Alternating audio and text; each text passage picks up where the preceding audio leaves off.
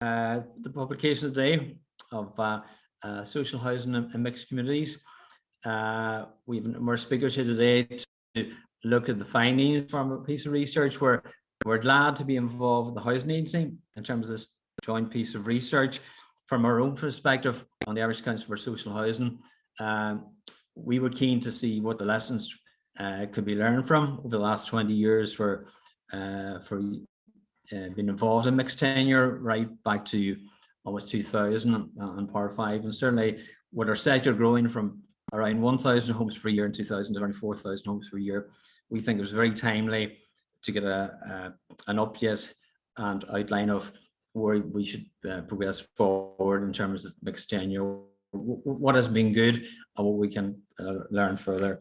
So working with the Housing Agency, we commissioned UCD to do some of the work, and it's a very robust piece of work in terms of both the detail with the AHBs and the findings, but also in general in terms of the message. The message is that mixed tenure has worked.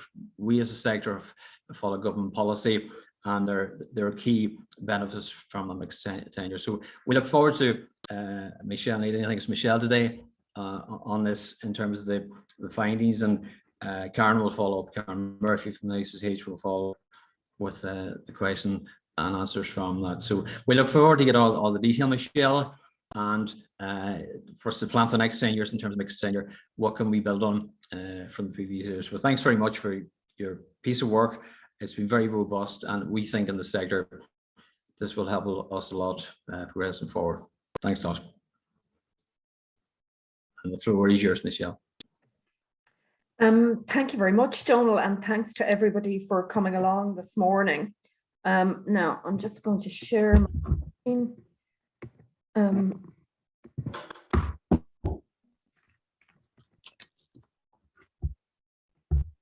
Okay, so as Donal mentioned,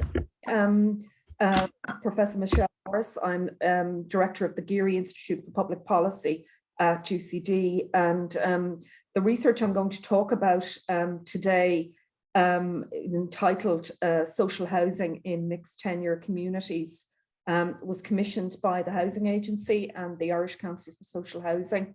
So thank you very much to both organisations for commissioning the project, and also for all your support for its implementation, because the staff of both agencies gave us a lot of help in terms of implementing the survey we conducted and finding people to interview. So just to say thank you.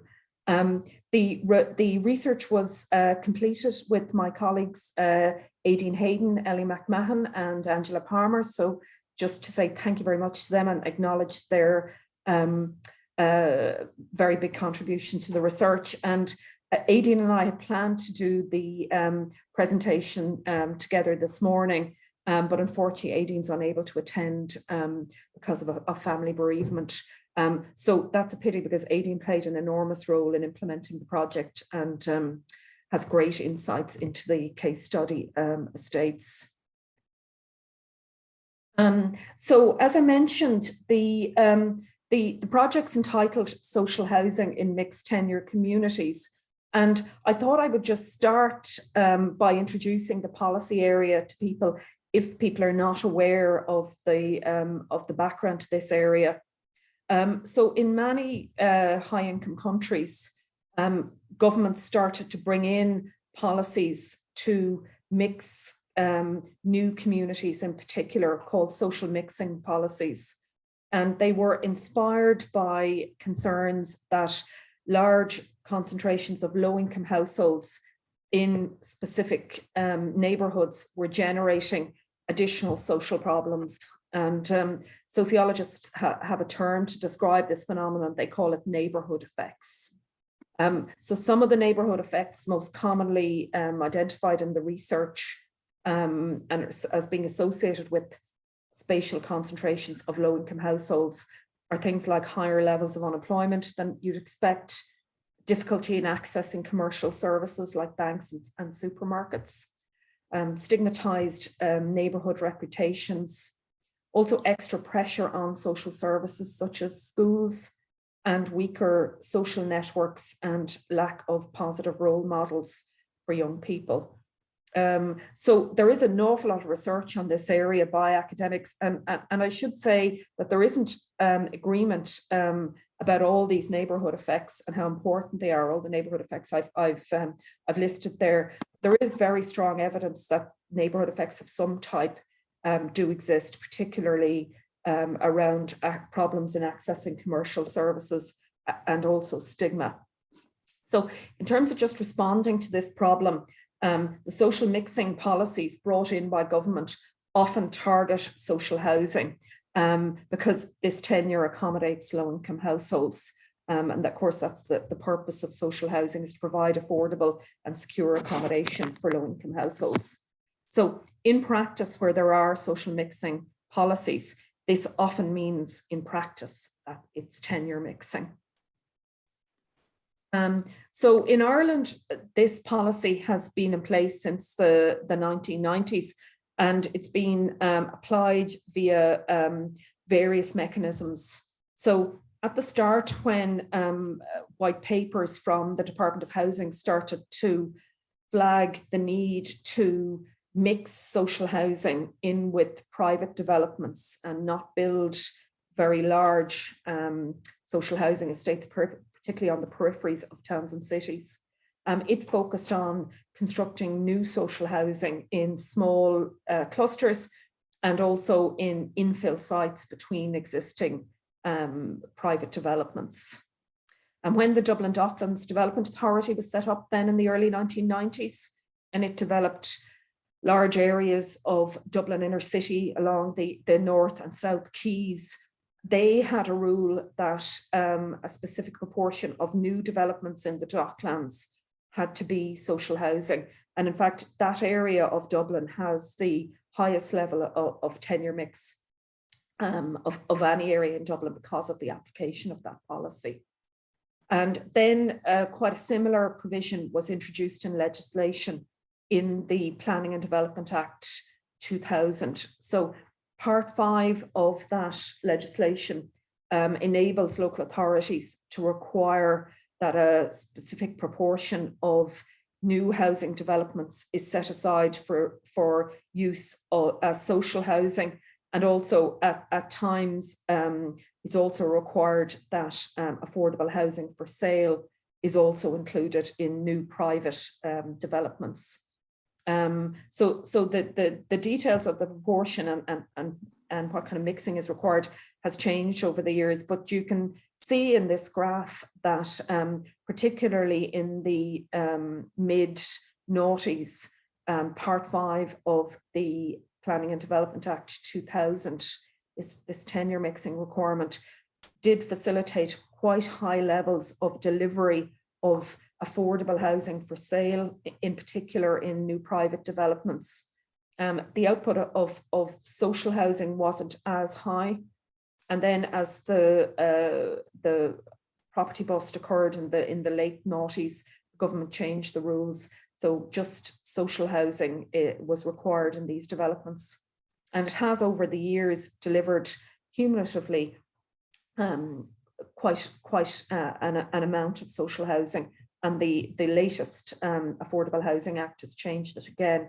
So social and affordable housing will be delivered under the terms of the Act. So all those different mechanisms, together with local authorities and approved housing bodies, all play a role in delivering social housing in mixed tenure neighbourhoods. So when we were asked to conduct the research, we were asked by the Irish Council for Social Housing and the Housing Agency to answer a series of research questions. And the research questions focused on not just the scale of delivery of social housing in mixed communities, but also how it's delivered, how it's designed, how it's managed. So one of the issues which is often discussed in relation to the delivery of social housing in mixed tenure neighbourhoods is whether it should be clustered together in one part of the new estate or whether it should be dispersed throughout. And we examined to what extent social housing is clustered or dispersed in mixed tenure estates in which approved housing bodies supply social housing. And we also looked at what constitutes clustering and what constitutes dispersal in practice. We asked the AHBs involved in delivering social housing in mixed tenure neighbourhoods what inspires them to adopt either approach to cluster the housing or to disperse the housing.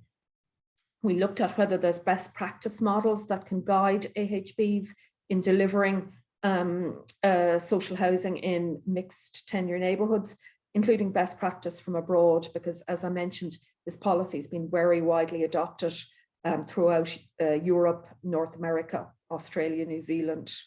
There's a lot of experience we can draw on. We looked at AHB's experience of social housing management in clustered and dispersed settings. Are there costs they face in managing and maintaining the housing in these settings? Are there different costs between clustered and dispersed settings? And we also spoke to residents living in both clustered and dispersed social housing estates to get their perspective on their living arrangements and their satisfaction with living in the neighbourhood. And we spoke to both private and social residents. We then looked at how social housing units in mixed tenure neighbourhoods are procured. I mentioned earlier, some of them are procured using Part 5 of the 2000 Planning Act, which requires that the dwellings are handed over as a condition of planning permission, a certain proportion of new developments. But commonly, AHBs also purchase social housing in mixed tenure neighbourhoods, and they also commission builders very regularly to build housing from scratch as part of a wider mixed neighbourhood. And then we looked specifically at approaches for the provision of supported housing and associated care and support services in mixed tenure estates. So how did we do the research? So as I've outlined here, we conducted the research in 5 steps. So first of all, we conducted a review of policies, memoranda, operational guidelines, and also administrative data on the provision of social housing in mixed tenure estates and on output of those dwellings. We conducted a big review of the literature on tenure mixing and clustering and dispersal of social housing in these developments. And as I mentioned, there is a lot of academic research on this issue internationally. We then did a big survey of approved housing bodies that own or manage dwellings in mixed tenure estates. And as I've mentioned on the slide here, this survey focused on approved housing bodies, which are categorized by the approved housing bodies regulator as tier 3 organizations.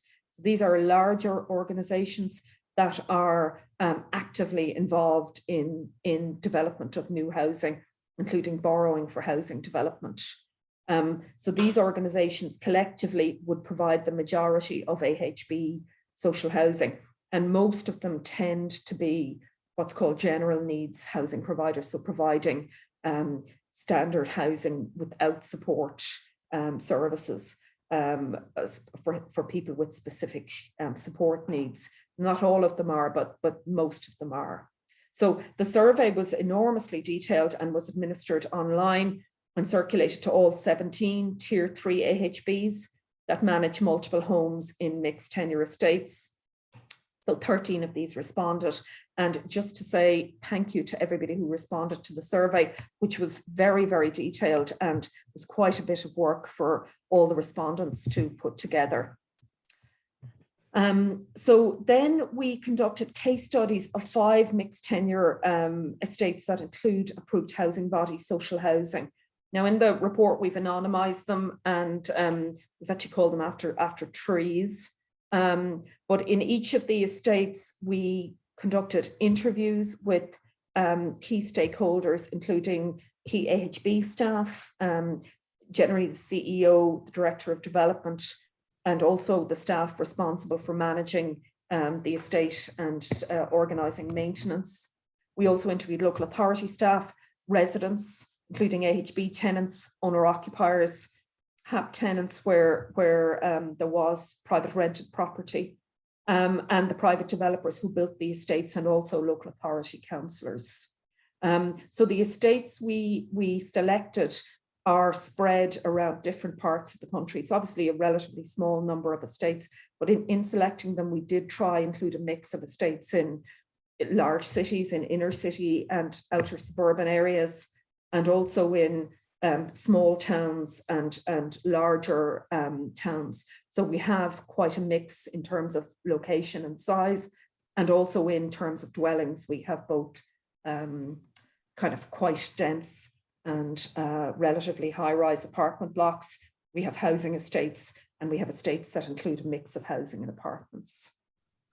And then finally, we conducted 8 in-depth interviews with key informants who weren't connected to any specific estate, but had knowledge relevant to the research. So this included representatives of the Department of Housing and other bodies involved in funding and regulating housing, and also involved in planning. So again, thanks to everyone who agreed to be interviewed. So I now want to go on, and I've kind of organised my presentation primarily around the findings. And if anyone's interested in asking some more research around, or more questions around how we did the research, I'm happy to take questions about that at the end. But I thought for today, people would be most interested in hearing about. So the key finding of the research is firstly around the extent of provision of social housing in mixed neighbourhoods by AHBs, and also the benefits of this. So the research indicates there's been a marked growth in the provision of social housing in mixed tenure estates in recent years. Research which I conducted in the early 2000s found that about 20% of AHB provided social housing was in mixed tenure estates. But the survey of the large AHBs we conducted for this research indicates that just under 80% of all the housing they currently own, rent, lease, or manage is in mixed tenure estates. So this indicates there's been enormous growth in the provision of social housing by approved housing bodies in mixed tenure communities. And particularly in the last 5 years, the social housing provided by the sector in the last 5 years is particularly likely to be in mixed tenure estates. The social landlords we interviewed, both from the AHB sector and the local authority sector, all took the view that tenure mixing has been very largely positive, and they were strongly supportive of it, to the extent that there was quite overwhelming support for the policy. And also in the mixed tenure neighbourhoods, we looked at the 5 case study neighbourhoods. Tenure mixing had been largely successful in these neighbourhoods, and strikingly was supported by residents of all tenures. But people who were living in social housing tenants, were particularly supportive of the policy. As I mentioned, one of the kind of aims of the research then was to look at the issue of the location of social housing in mixed tenure estates and the extent to which it's either clustered or dispersed. And we found that when we interviewed AHB staff and local authority staff and councillors, most of them supported the dispersal of the social housing, intermingling it, sometimes called pepper potting social housing throughout the estate, intermingling it with the private housing. So they supported dispersal of the social housing, in other words. And so did the residents that we interviewed. Irrespective of tenure, they were keen on the dispersal of social housing. However, the survey of AHBs we conducted indicates that in practice, clustering of social housing is far more widespread.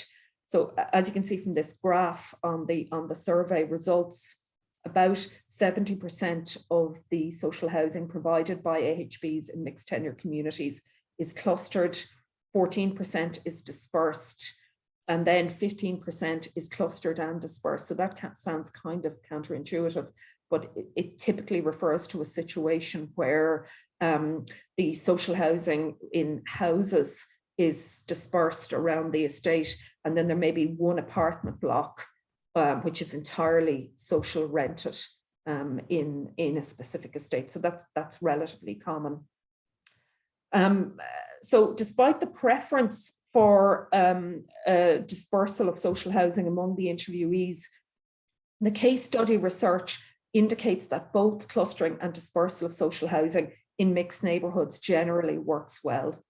I'll go on to discuss in a minute, but the more important factor is the design of the housing and also the context in which the mixed tenure neighbourhoods are delivered in terms of the services available in the wider neighbourhood, and also the extent to which the neighbourhood is concentrated or is dominated by social housing.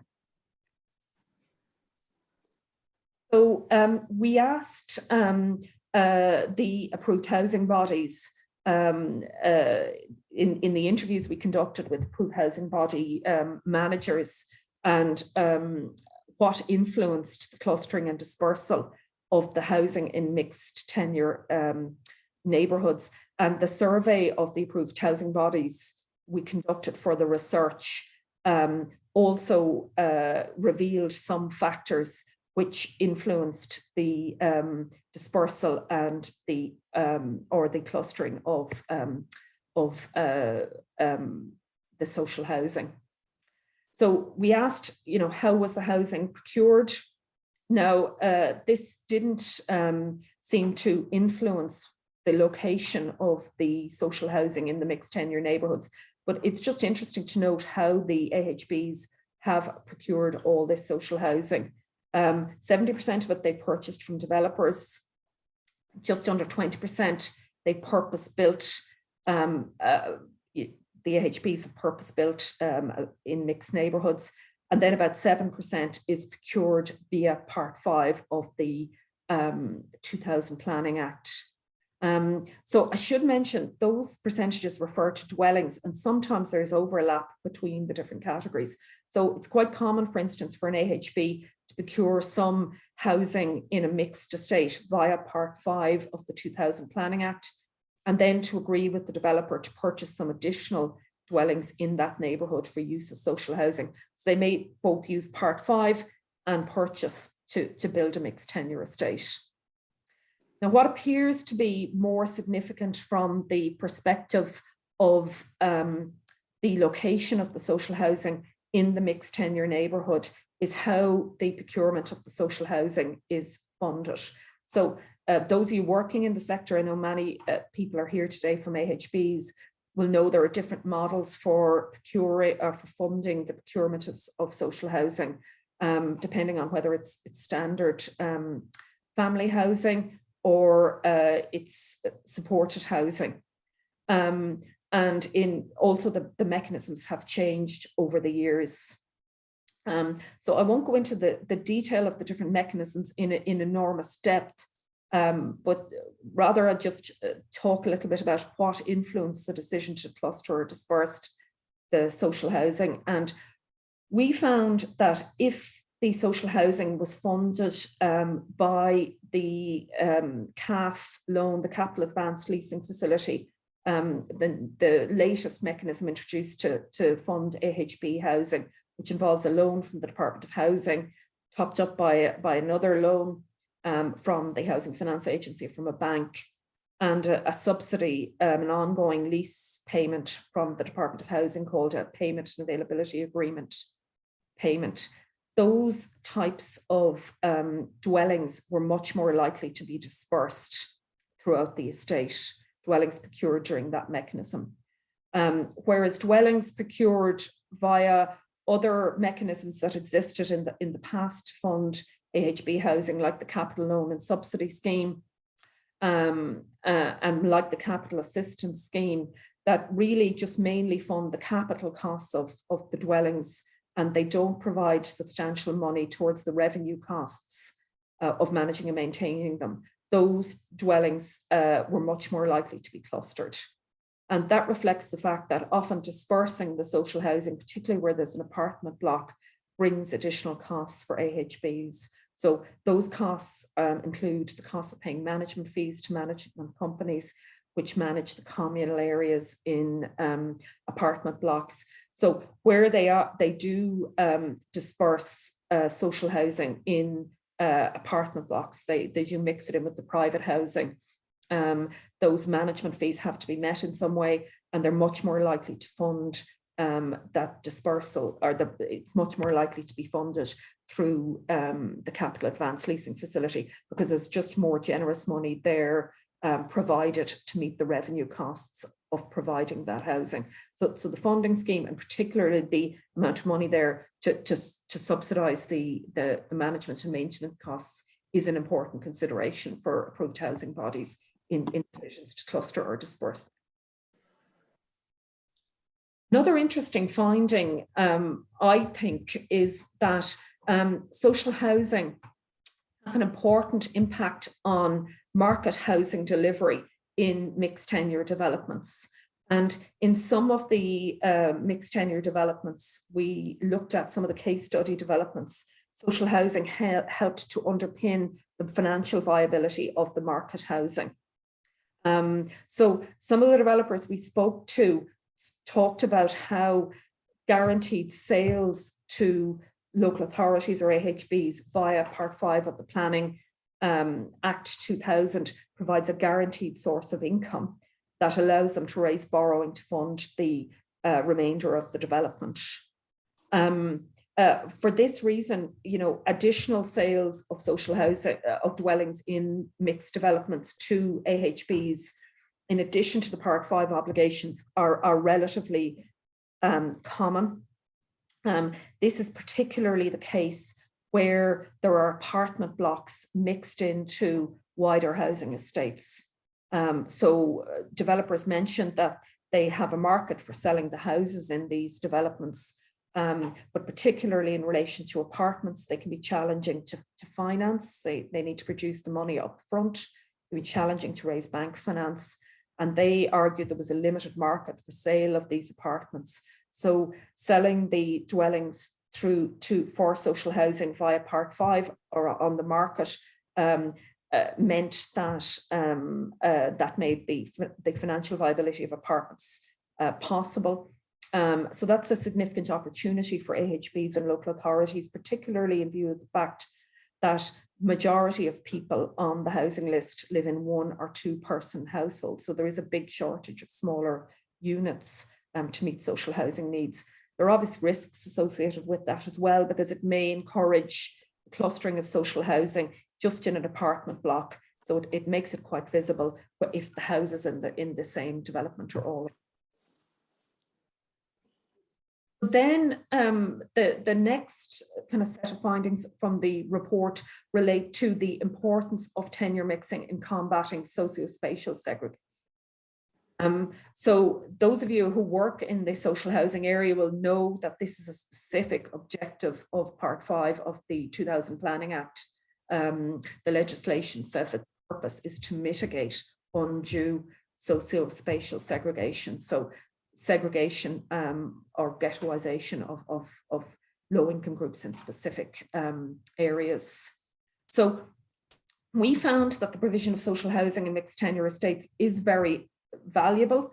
It's a very valuable intervention to combat socio-spatial segregation, but it's not a panacea, because this is just an intervention in one estate, and there may be countervailing influences that undermine its impact. So some of these countervailing influences could be, for instance, large single tenure social housing estates in the wider neighbourhood where the mixed estate is located.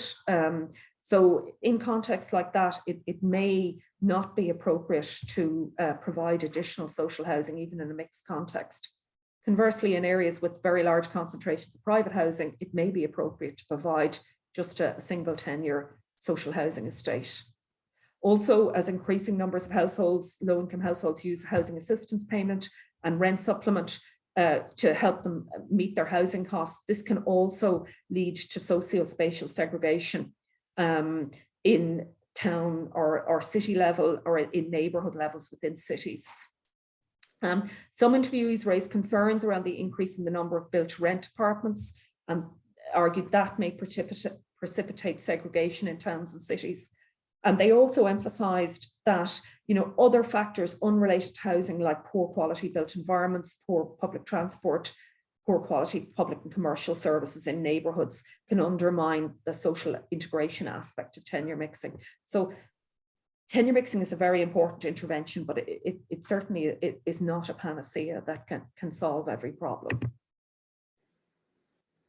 We also looked at the design of mixed tenure estates, and I mentioned the report is relatively agnostic on the need to cluster or disperse the social housing. We found that both options worked well. But the report does reach kind of strong and definitive findings around the design of mixed tenure estates. So both the residents we interviewed in the case study estates and the social housing providers expressed a very strong preference for what architects call tenure blind design. So in other words, the different housing tenures are externally indistinguishable from each other. So the internal design of the dwellings may be different, but certainly from the outside, it should not be possible to see who is a social housing tenant and who is a private tenant. In all the case study estates, we found that communal facilities like residence associations and facilities such as playgrounds and community centres are also really useful facilitators of integration of the private and social residents. And that's actually more important than dispersal and clustering. And we found that mixed tenure estates aren't generally more difficult to manage than single tenure estates. But kind of two pressures were raised by some of the AHB managers we mentioned that don't exist in single tenure estates. So first was pressure to vet applicants for social housing in mixed neighbourhoods requested by the private owners, which isn't always feasible, and many interviewees argued isn't desirable or fair. So that was a concern. And then relationships with owner management companies that manage communal facilities in high density mixed tenure estates can sometimes be challenging for social landlords. Sometimes there isn't an understanding around the needs of social housing tenants. And it's an additional relationship to manage, of course, for social landlords, and also paying the management fees required in high density mixed tenure developments in apartment blocks to pay for the lift servicing and fixing the roof and things like that can be challenging, particularly where the housing is funded using mechanisms where there's just money available for the capital costs of its provision, and the approved housing body or local authority is dependent on the tenant's income related rent to pay the management costs. So there are the broad findings of the study, and as I said, I'm very happy to take some questions up on the findings when we at the end of this morning's session, and also about how we conducted the research. But I just want to close by outlining some of the implications for housing policy and practice from the report. So the first implication is that tenure mixing has many benefits. These estates are very successful. It's also practicable. So there have been concerns raised that delivering social housing in mixed tenure estates is more challenging, and it might be a barrier to meeting the levels, the levels of social housing supply targets that we need to meet. But our research found that AHBs have been very successful in implementing this policy, and now the majority of the estates provided by the larger AHBs, the majority of their social housing is in mixed tenure developments. So they have taken this policy very seriously and run with it very successfully. In terms of policy on the clustering or dispersal of social housing, we found that both options work well, and that really those decisions should be made at neighbourhood level, depending on the management costs depending on the design and the layout and the size of the different estates. So that's something that rather than being prescriptive, would be more appropriate to be decided by the social housing landlord. However, we did find that the clustering, decisions around the clustering and dispersal of social housing do appear to be influenced by how the social housing is funded, and particularly by the availability of funding to meet the revenue costs of paying management fees in high density apartment developments. So that is certainly a challenge, funding the revenue costs of social housing, and the management costs is always a challenge. But it's something that should be explored, because we really need to ensure that decisions around the location of the social housing in mixed neighbourhoods are determined primarily by best practice and not just by funding availability. The study reached some interesting findings, I think, about the impact of social housing on market housing delivery. So concerns have been raised that social housing delivery is displacing private housing delivery, but this study showed that social housing can also play a very important role in enabling private housing delivery by kind of supporting the particular economics of private housing delivery. So social housing in mixed neighbourhoods can actually enable the provision of the private housing. So I think that's something that merits further explanation as well. We found that social housing or social mixing does play an important role in mitigating undue socio-spatial segregation. However, it's not a panacea. And one of the findings of the study is about the need to look at segregation, not just in new estates, but also within districts, within cities, towns, and urban areas in general. So in terms of making decisions around how much social housing is desirable, and how much social mixing is desirable, we really need to start thinking about the context in which it's delivered at neighbourhood, town and city level, not just focusing on individual estates. And the planning system really does put the focus on individual estates and Part 5 and new, achieving social mixing of new developments, which is as I mentioned, very valuable, but it's not the entire story in terms of good planning and mitigating socio-spatial segregation. In terms of design of mixed tenure estates, the study is strongly in favour of tenure blind design, where the different housing tenures aren't externally distinguishable. And I mentioned that addressing issues of stigma is a major benefit of tenure mixing. And for that reason, the social residents we interviewed from mixed tenure estates were very keen their housing wasn't externally distinguishable from private housing in the development. The Affordable Housing Act 2001 provides for new kind of forms of housing tenure. Academics call them intermediate tenures, so not just private, not entirely private housing and not entirely social housing. So things like cost rental housing and affordable housing. And those mechanisms really provide a very valuable new tools for AHBs and local authorities to mix neighbourhoods. So from now on, tenure mixing need not just involve social or private housing, it could involve cost rental and affordable housing. And we didn't find that managing mixed tenure estates was any more challenging, apart from the issue of funding management fees in high density developments, which definitely needs some more thought and support. And we found in terms of integrating the mixed tenure estates, communal services like playgrounds, community centres, etc., were particularly valuable. So that's something else for policymakers to take account of, how those services can be funded and provided, and how the integration of communities in mixed tenure estates can thereby be supported. So that's everything I plan to cover. As I mentioned, I'm happy to take questions, and I'll stop sharing my screen now.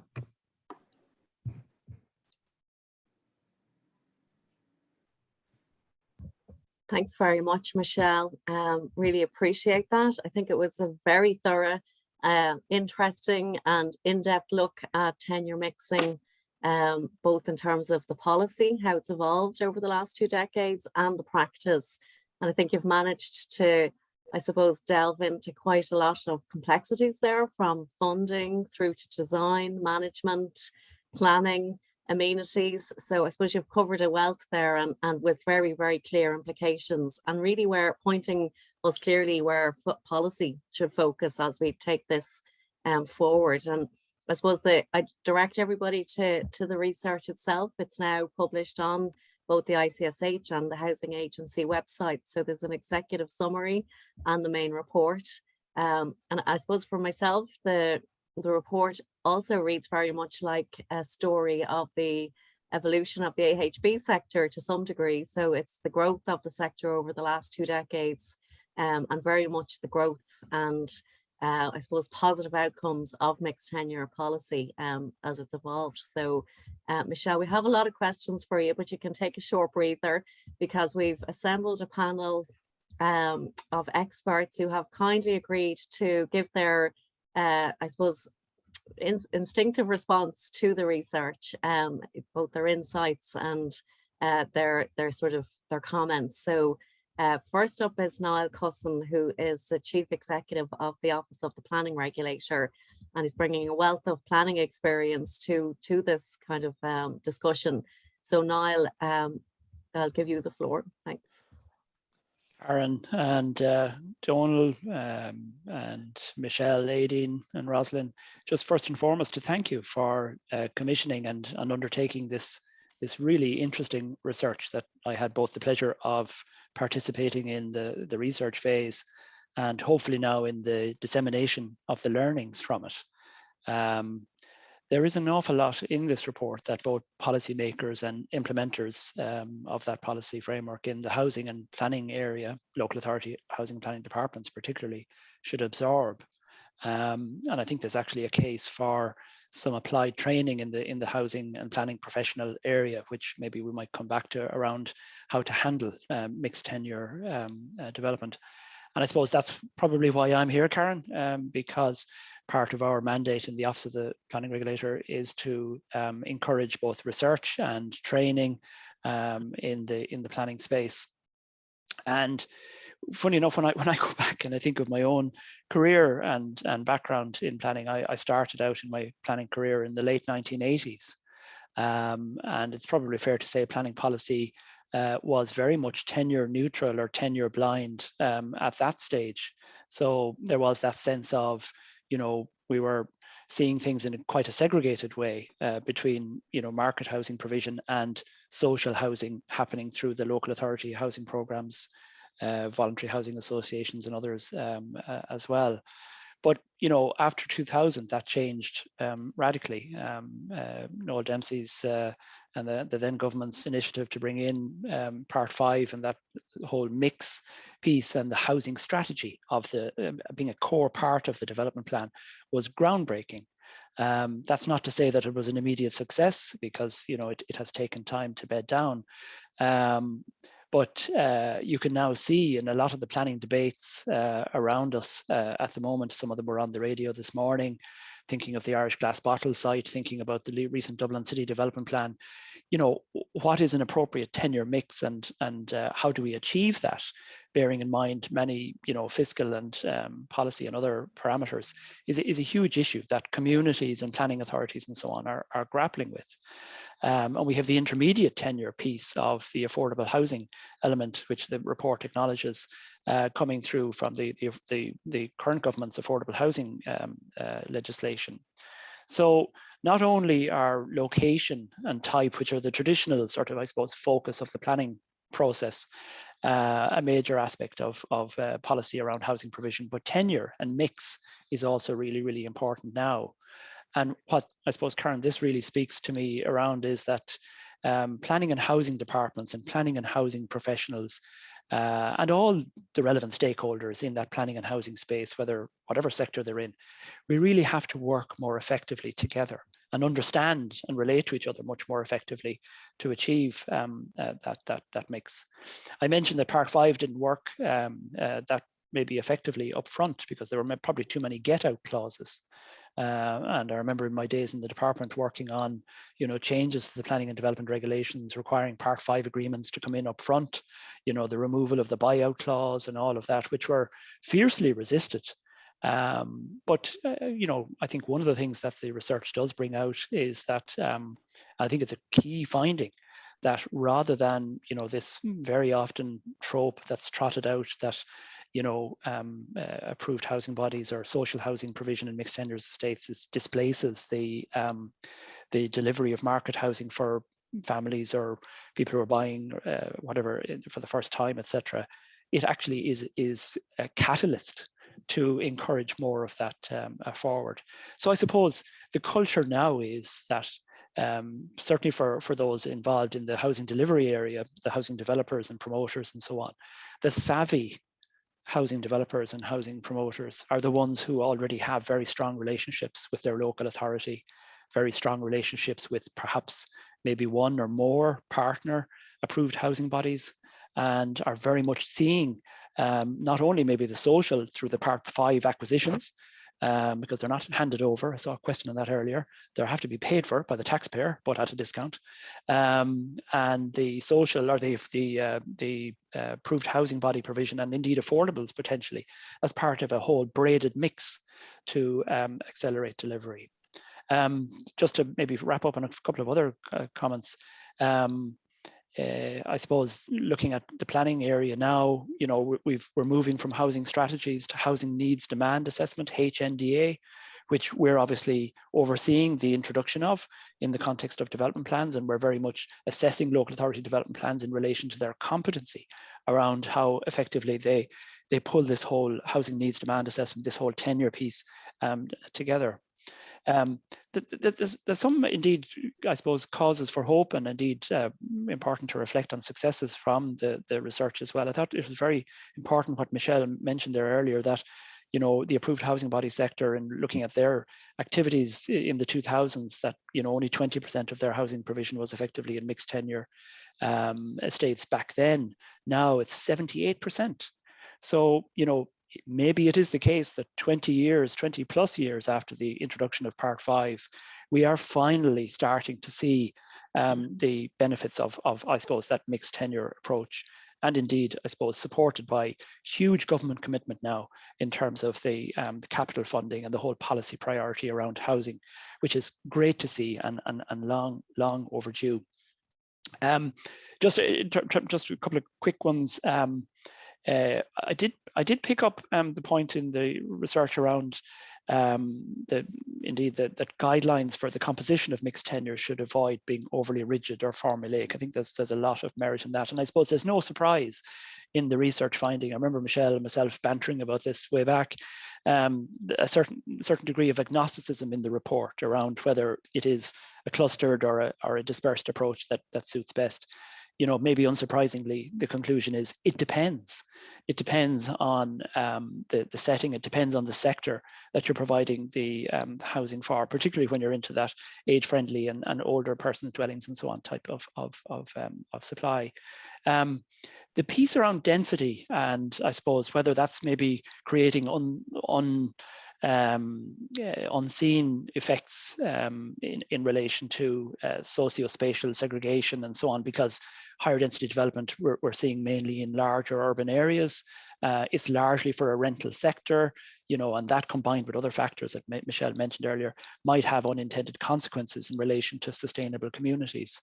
So I suppose just one note to mention on that, which I think has been come out since, there has been a very useful publication from the Department of Housing, Local Government and Heritage around quality housing for sustainable communities, as you'd know, and it contains many practical advices around how to some extent to deliver density, but not necessarily pushing you into the apartment space, which certainly can be challenging from a delivery piece, even though that's also been worked at. And I know from the planning side in Custom House and the department more generally, they're working on an update, a very, very good update to the planning guidelines around sustainable urban development and that. So Paul Hogan and his team are working on that, and that should really help, I think, debunk a lot of the myths that are being bandied about in relation to how density is somehow some sort of busted flush in relation to squaring that circle around developing our urban areas and at the same time delivering development that is affordable and deliverable and that. And I think, the messages in the report around, I suppose, planners benefiting from understanding the factors in relation to how you achieve good tenure mix, benefits of market housing delivery, and how better to monitor those unintended consequences are all very, very valuable. And I think the policymakers would also benefit from, research in relation to how to maybe deal with certain issues like subsidies for owner management company charges and that, which might have, again, unintended consequences. And that small area, which is so crucial, and I know from being involved in my own residents association and that, how we provide the facilities for residents that encourage interaction between the different socioeconomic groups, playgrounds, amenities, facilities where those casual conversations can start between citizens, parents, kids, and so on and so forth, that are the knitting of sustainable communities coming together. So how that infrastructure is paid for, and that is so crucial in terms of the success of those residential developments long run. So I really welcome this research, Karen. It was a pleasure to read. It's written in a very accessible way, and compliments to Michelle and Aideen and the whole research team. I'd certainly like to work with the Council of Social Housing, with the housing agents and so on, maybe in relation to our own learning and development strategy, which is coming together for the planning sector. We're very keen here in the OPR that there should be a deliberate strategy around upskilling our planning colleagues in local authorities, whatever stream they're in, professional, technical or administrative, in relation to, I suppose, establishing those linkages with the wider housing area and so on. I think there's a lot of food for thought in this research. So to compliment you all on that, and look forward to work with you in the context of disseminating it and making sure the learnings are taken into the real world. Thanks. Thank you very much for that, Niall, and really appreciate those comments on behalf of the whole team.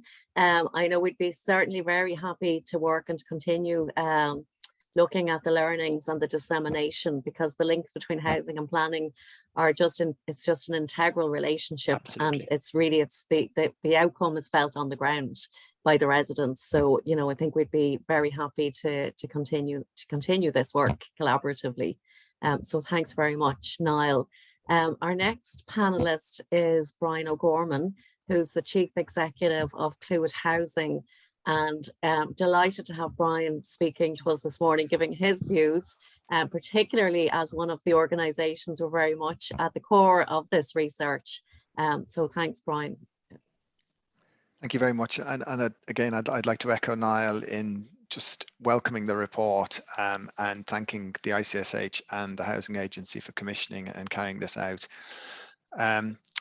Just briefly in broad terms, I think that the positive outcomes that are said to be associated with mixed tenure, at this stage it's become almost orthodoxy, and the report references the official view that without it we run the risk of repeating the mistakes of the past, of creating the conditions which foster long-term intergenerational unemployment with poor education and health outcomes. However, when you seek evidence or research to support this view, it's difficult to locate. Those of us who work in the sector have a positive predisposition towards mixed tenure as representing social equity and community solidarity. However, significant efforts and resources are employed to bring this about. So despite our wish that it happens, I think we need to provide corroboration. And this, to me, is the immense value of this report, because it highlights the positive outcomes that are brought about by mixed tenure. The report increasingly indicates the extent to which the advantages of mixed tenure have almost always been known about, but that the funding structure mitigated against applying what was desirable. The importance of funding through P&A is that it provides a secure and economic rental stream so that housing can be located where it works best and generates the best outcomes. The report brings out the increasing instance of mixed tenure once the P&A funding was put in place. There's so much in this report that I'm going to restrict myself to highlighting a few of the important aspects as I see them. Part 5 has already been mentioned significantly. The aspect, I suppose, that I'd like to focus on is that I don't think anyone would argue about the benefits of involvement of AHBs as the ultimate owners and managers of the Part 5 units. But this must be, as it were, compatible with the integrity of Part 5. But it's increasingly important that we find ways that AHBs can be involved both in the design, and what that will do, it can only add value and increase the chances of success. It's already been alluded to already, but I think it's worth repeating that it's really heartening in the report to see confirmed unanimously the need to have a design which is indistinguishable or tenure blind. All stakeholders seeing this as something which promotes social solidarity. As social housing landlords, we've all experienced opposition to development.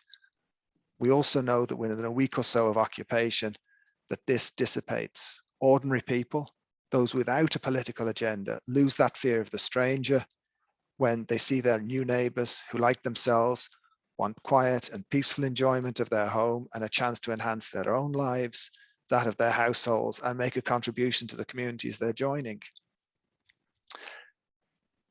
The report, I think, is valuable as well in highlighting the value of common amenities. Such facilities shared by all residents inevitably lead to establishing common interests and is a desire to build community structures serving all members of the community. The report, I think, doesn't shy away from flagging the dilemma experienced when social housing residents are excluded, sometimes through a version of economic apartheid from using facilities. I think there's justification for inclusion, but accept that in more straitened economic times, it is difficult to justify some of this expenditure. And the report also references, which I think was hard reading at times, some of the instances where activity is directly takes place to exclude social housing tenants. AHBs need to work to ensure equitable treatment for their residents. The risk, particularly in OMC structures, is that house rules can be weighted against social housing residents. We've all experienced house rules that can be written that restrict children and their play activity, all of whom are often social housing residents, but in contrast can apply wide toleration to the antisocial behaviour associated with adult activities such as the afters of sporting events or parties. What made for difficult reading as well, I think, is the references in the report to social housing tenants, sometimes in mixed tenure estates, feeling as if they were under probation. And I do think in reference to policy, that whole issue around vetting of social housing tenants needs to be looked at and in fact needs to be questioned at this stage, because it does create that segregation, that opportunity for segregation and difference, which doesn't take place in the private sector and doesn't take place in any other area of housing. What I also found interesting was the almost community within a community, which the report highlights, that different segments of the communities assist each other. It highlights this heartening story in the report about new social housing tenants being helped by other social housing tenants. And this is corroborated in our own resident engagement activity, where new social housing tenants are assisted by more established residents in making their way. The emergence of cost rental, which Michelle mentioned, has added an important additional component to creating mixed communities.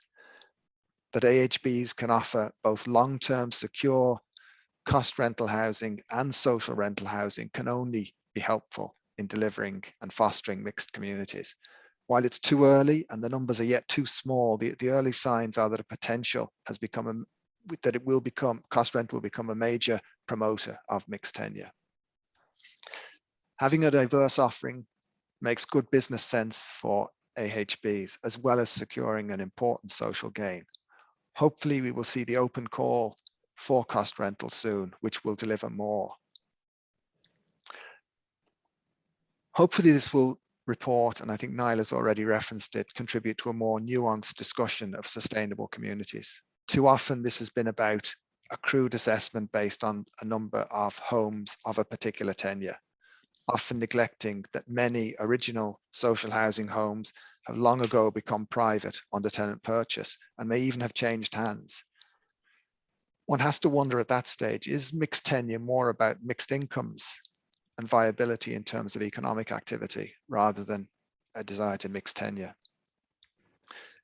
As mixed tenure is espoused, then it should lead to a consideration about converting some of our housing on large monotenure social housing estates to cost rental or private rental, for example, as voids arise.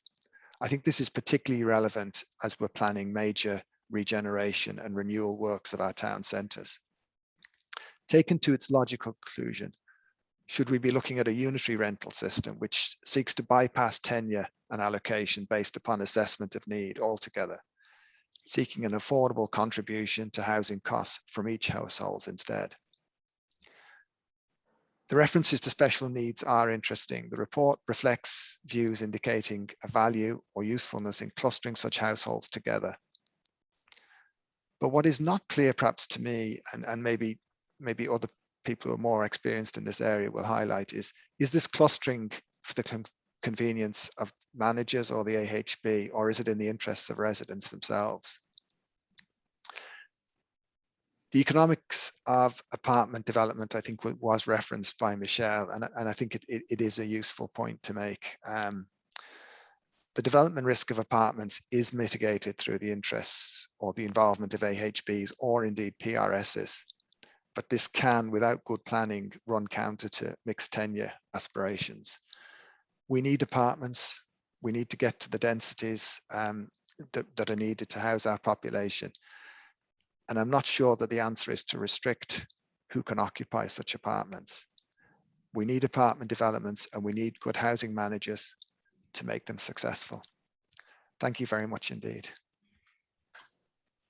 Thanks very much for that, Brian. I think that was a really, really, I suppose, insightful response to the research and to the findings. And I think some of the questions you raised there at the end are particularly pertinent around, how do we get to a conversation around mixed tenure and mixed communities, or sorry, mixed income and mixed communities. And perhaps your suggestion there around a unitary rental system could be the next piece of research. So thanks very much for that.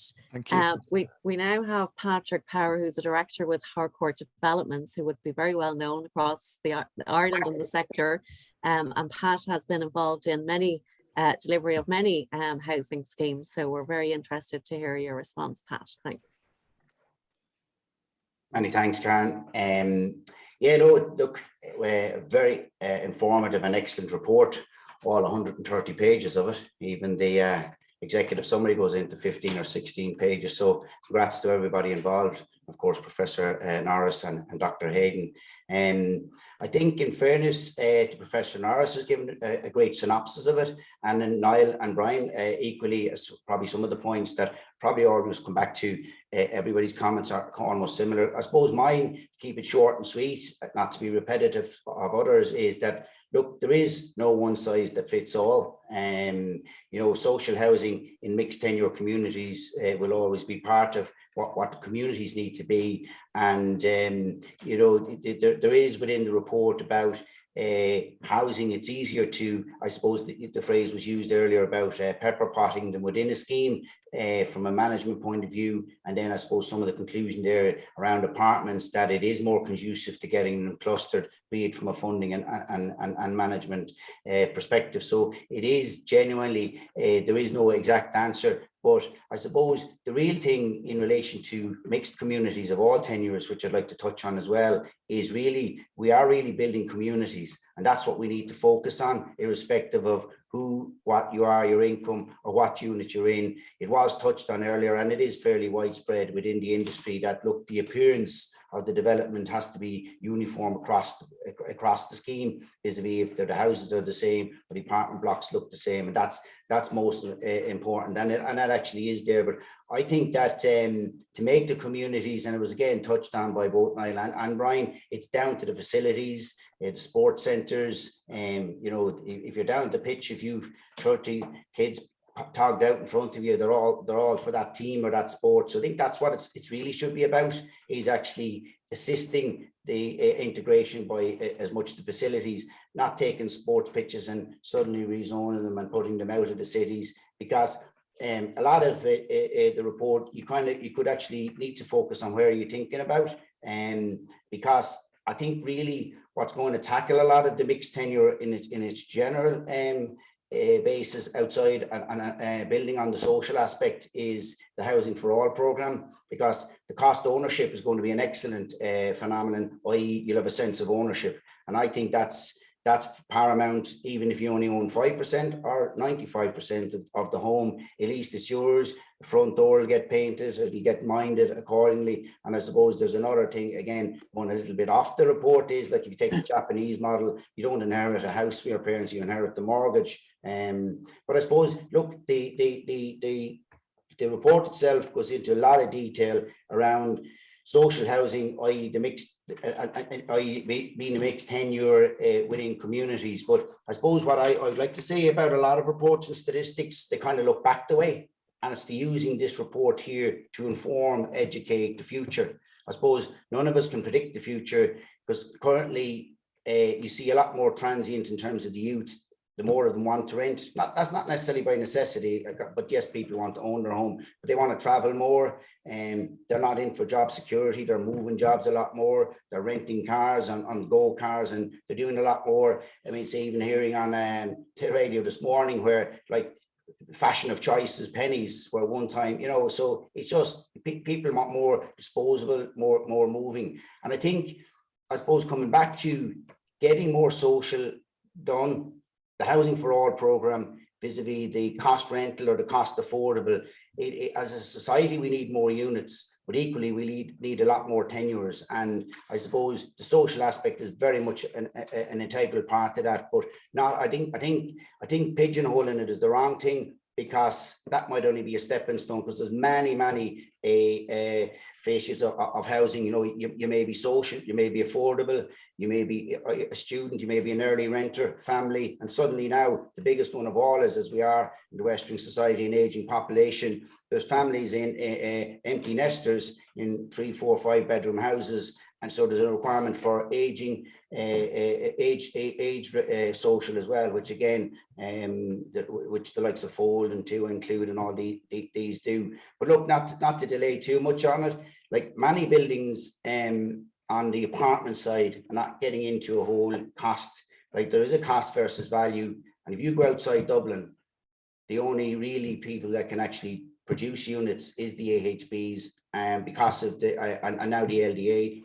With the affordability and the availability of funding, especially at sovereign rates. And I suppose if you want to actually get dwellings done outside of Dublin, that's going to be the show in town. So I suppose, look, in the conclusion, we have to work and view the social as part of a wider community, not blinkered in a specific scheme. It was touched on earlier there that if you were doing a specific scheme, so much of that, like, we have to take a broader view on it. But really, policies aside, I think the best persons to really form that and give a lot more of the decision-making process back to is the AHBs, because they are the custodians. Like, we can produce the units, but they're the ones that mind them, look after them, keep them right, and they have to be commended for that. So I think that they should be very much more have more flexibility in the decision making, as opposed to the policy is set down and we'll run that policy for a number of years and then see does it work, because sometimes the theory and the practice, they are best placed in the management, they are best best place on the funding. So the report is hugely informative, and it's really how we take that report, add the social to the cost rental, to the cost affordable, which I'm a huge fan of, and add all the tenures into schemes going forward and make it an integrated communities, not looking at a scheme specific policy, but looking at a region policy. But as I say, that's short and sweet, and that's not a synopsis of a 130-page report there, Karen. Thanks very much for that, Pat. And absolutely, I think you have summarised it there very well. It's about building communities and about looking forward. So thanks very much for your response. If I could ask all the panelists to turn on their cameras and invite Michelle back. We have lots of questions in the Q&A, and we have a good 10 minutes or so to run through them. So I'll just kind of quick fire throw out the questions, and if you can keep your responses as short as possible, so that we can, I suppose, get through as many of them as we can. So Michelle, I think the first one there is for you, and I suppose has an analysis been done of how tenure mixing has met its original stated objectives?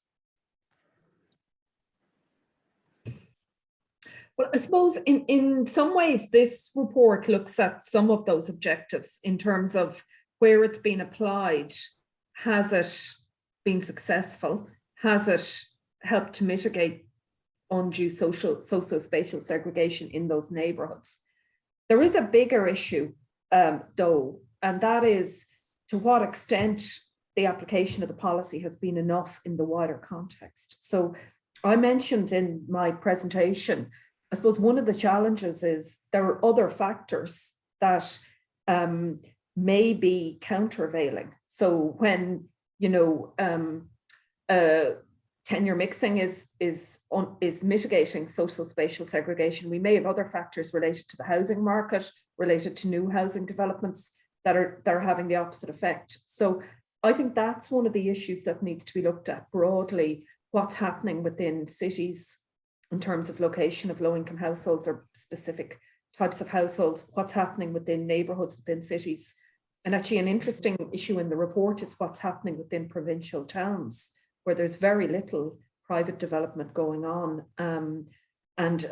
where there is development, it's solely social housing.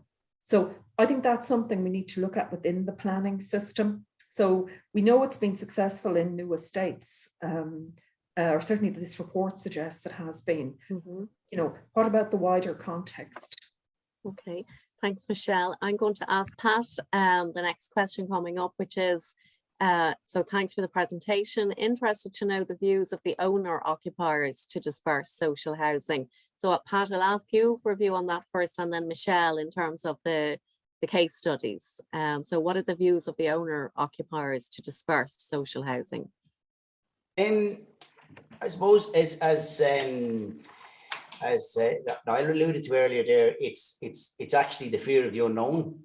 So if you're buying in ahead of say the social aspect going in, but once they're in there, when you want to drive down the street, you don't know the difference. Especially when you have the likes of the Clewwoods and the Tuas and Fold managing these, and so it's actually the fear of the unknown. I think is more Karen to say, as opposed to the aspect of it. Okay. Like we done one without getting specific, where it's a dedicated block for retirement social. We did with Fold. There wasn't even one question about it, so, and that's not singling out that, it's just the fear of the unknown, I think, as opposed to anything else. But okay. I suppose it's more commonplace now, so all developments have it, and it is a question comes up from all the owner occupiers. But sometimes, and back to one of the points in the report, if the social aspect is in early, which it tends to be now in some of them, and they're in and up and running, and you just say, well, you've just driven past it there, and they didn't know it. So that type of thing. So it's that aspect, Karen. Okay, thanks, Pat. Michelle, did you want to come in there on the findings of the research, or does that cover it enough? Well, certainly in terms of the 5 case study estates we examined, there was very minimal opposition or concerns among the private owners. Now, saying that, obviously we looked at estates where people had chosen to rent or buy privately. within a mixed tenure neighborhood. And most of them knew this, all of them knew this before they did. So it's not a representative sample. Okay. I need to emphasize. Okay, fair enough. Yeah, thanks. Brian, I'll put the next question to you. Is this policy approach a bit of a luxury now? And should, given the demand for housing, should we be focusing on social housing? No, I don't think so. I think in terms of need, there is an overwhelming need for both, owner occupied housing and in the cost rental we've developed, we had overwhelming demand for it. I mean, we had 25 units developed in our first cost rental scheme, and over 1,000 people applied for those properties. So there is incredibly, there's very, very strong demand. So I don't think it's restricted to social rental housing. And I do think what the report is of great value in doing is showing that, whether you're developing social housing or whatever type of housing you're developing, it's better to develop as part of mixed tenure communities rather than as monotenure development. Okay. And Brian, just while you're up there, there's another question that you might like to answer, which is around the relationship between social landlords like yourself and OMCs. So, how is that going? And do you have volunteer directors, or do you have AHB staff on the boards of OMCs? Which it's mostly our own staff. So owner management companies. Now there is an option to, if you can have a proxy member. So in time, we would obviously like a residents, tenants of ours, particularly as we're providing long-term rental housing, that they would become members of the OMC rather than the AHB staff. But certainly it's mostly our staff, and in some ways it's, they're all, we train all our staff in OMCs and in how to operate as an OMC director, and it does benefit. There's no doubt about that. I mean, OMCs control the common areas, they control a lot of the decisions, and I think I'm quite optimistic that there is a significant need for reform in the way OMCs operate, but Housing for All has indicated that that's on the cards and it's being prepared through the Department of Justice. So I think it's an important facilitating. We do need apartments to get to densities, but a key aspect to apartments living performing well is a very good functioning OMC, and so that needs to be provided for. Thanks for that, Brian. Niall, I have a question here that might be relevant for yourself, and it's around, I suppose, do we focus too much on the tenure mix in social housing when it's the unaffordable private housing market that's the main cause of socio-spatial segregation? And what would your view on that be? I think there's a lot of validity in that point, Karen. I wouldn't say that it's a question of either or.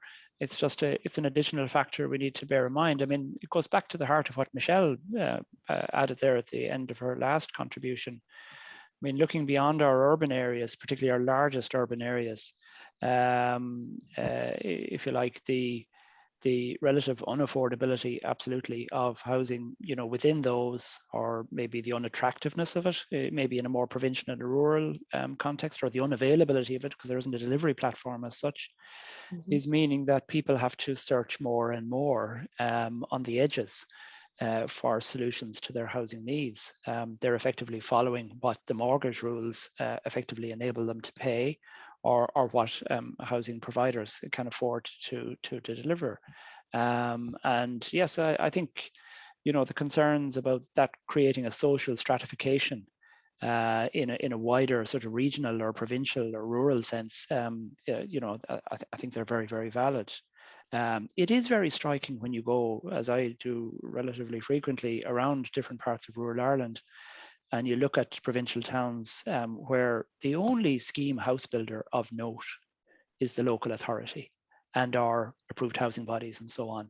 There are no housing scheme providers active at any scale in a lot of provincial the more rural sort of end of our urban settlements.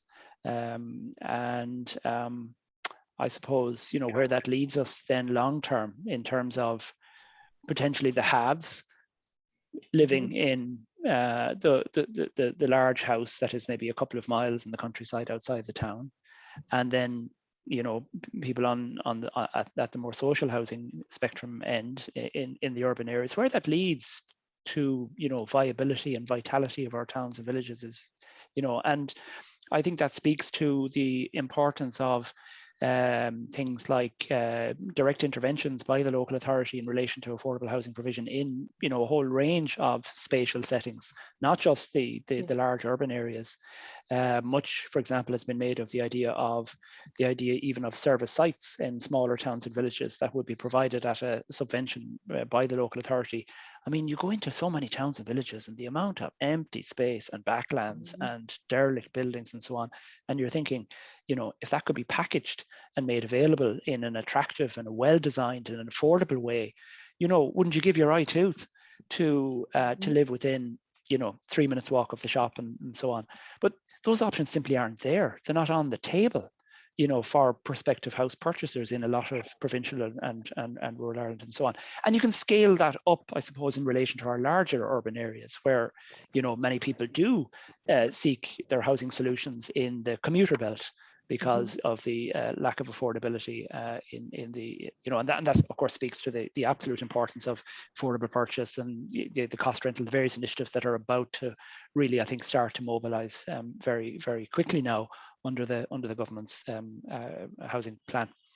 Great, thanks for that, Niall. And I see you're getting a reaction there in the chat to some of your comments. So great to see the sort of the comments and the insight you're providing are striking a note with people. So that's really helpful.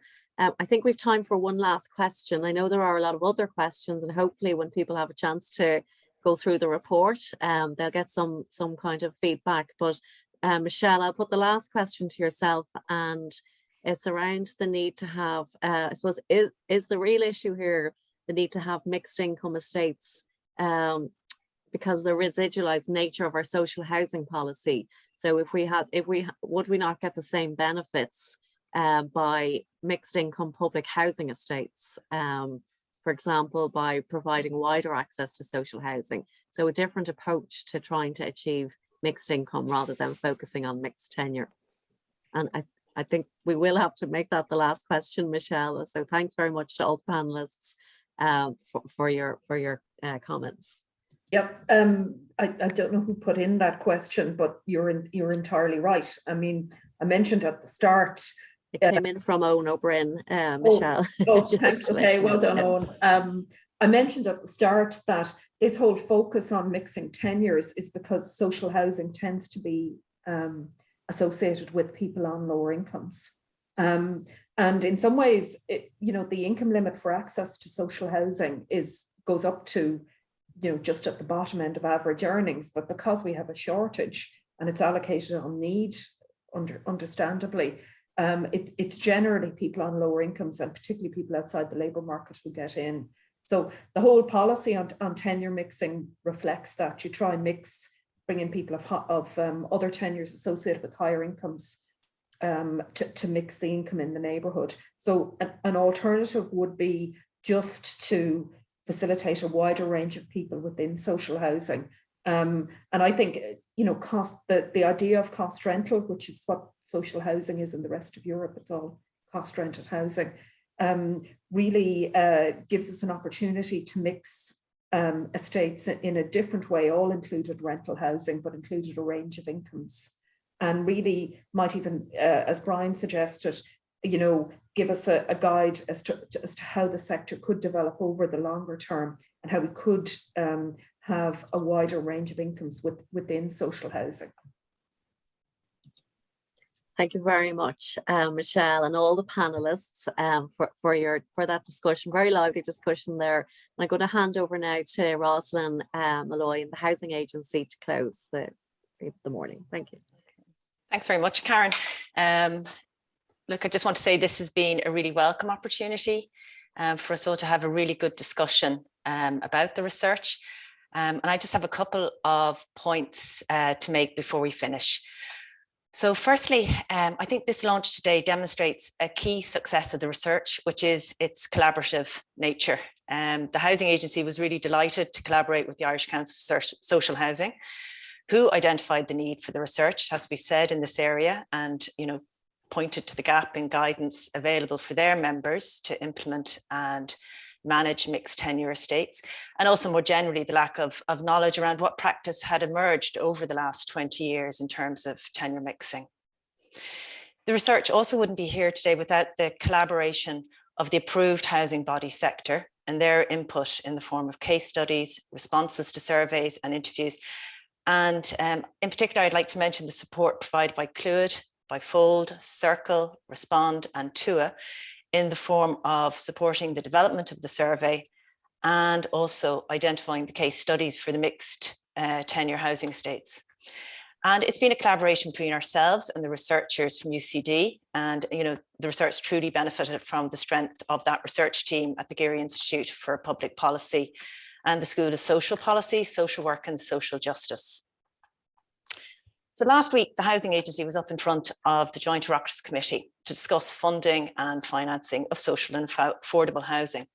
And it was the role we have directly through providing cost rental equity loans now for cost rental housing, and also indirectly, including our work in carrying out the technical assessments of payment and availability payments, and the CAF funding applications for approved housing bodies. So this research really was important to the Housing Agency, as it does speak to a number of our objectives and goals and where we're working as an organisation. And there were and are important findings in the report that Michelle has highlighted on the role of the different funding models in the development of tenure mixing. But the agency's interest in this area is not only in the space of financing and funding, but the report and also the discussion today spoke to another of our priorities, which is placemaking and the building of sustainable communities. So the report does outline the success of tenure mixing, the various factors that can result in more effective tenure mixing, the tenure blind design, the provision of community facilities and the importance of that, and the effective management and integration of tenures across estates. The research is timely because it comes in the foot of Housing for All, and is its major strength is that Michelle and her team have not only analysed the current conditions, but they also have anticipated future developments in the field of tenure mixing. So the important, as was mentioned, development and mixing of what you describe as intermediate tenures. So the considerable expansion of cost rental and affordable purchase. So the report's discussion of the need to effectively mix multiple different types of tenure is especially welcome. And I suppose finally, just to say this research is research it's not conducted in the abstract. It has a clear view to potential policy implications, including the importance of integrating these intermediate tenures, promoting tenure blind, funding the supports or the introduction of measures to monitor, address or prevent Socio-Spatial segregation at neighbourhood, town and city level. So I'd like to finish now by just thanking Donal McManus, Michelle Norris, Niall Cusson, Brian O'Gorman, Pat Power and Karen Murphy for all of their contributions today. I'd like to thank the researchers, Michelle Norris, Aideen Hayden, who unfortunately couldn't be here today, Ellie McMahon and Angela Palmer. And to thank the team at the Irish Council for Social Housing and the team in the Housing Agency for their work over the last, this research was commissioned in 2020. So there have been a fair few people who've worked both in the council and ourselves on this work, research, but also to thank all the approved housing bodies and the other stakeholders who were interviewed for the work. And thank you for listening, for participating, for asking your questions. And I hope you all find the report and the executive summary, which is up now on our websites, will help answer any further questions you have. Thanks very much. Thank you. So I'll pass back to you, Karen, and we'll close, I think. Yeah. Thanks very much, everyone, and I hope you all have a lovely day and enjoy reading the report and no doubt we'll get back to talking about the implications and the recommendations at many venues in the future. So thanks everyone. That's the end of the webinar. Thank you. Thank you. Thank you.